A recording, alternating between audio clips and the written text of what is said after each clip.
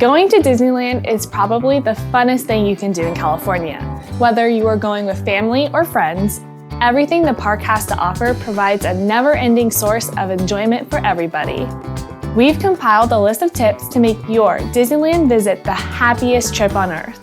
Tip number 1. When starting your day, Disney has a drop-off zone, so utilizing this might allow you to get started sooner than you had planned.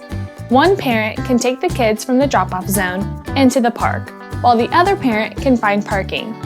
Don't forget to take a picture of the spot you're parked in so you can find it later. Tip number 2. If you are visiting with little ones, having a stroller is a must. To make things easier, blue strollers can be rented when you get into the park. This can save families the hassle of lugging strollers on and off the Disney shuttle bus. Tip number 3. It is important to stay hydrated on hot days and take breaks in shady areas. Bring water bottles as there are refill stations placed all around the park. Tip number 4.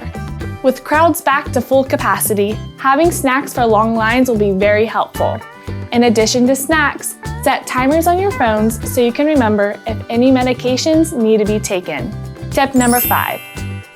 Keep your eyes peeled for mask requirements inside the park as they vary if you are indoors, outdoors, and whether you are vaccinated.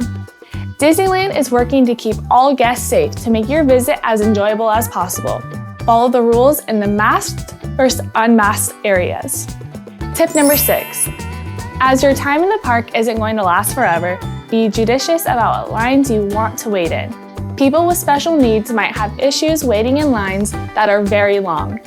Bring devices that contain games or movies to occupy people that might not tolerate waiting for long periods of time. Tip number 7. The new Star Wars Galaxy's Edge area is an amazing area worth checking out during your visit.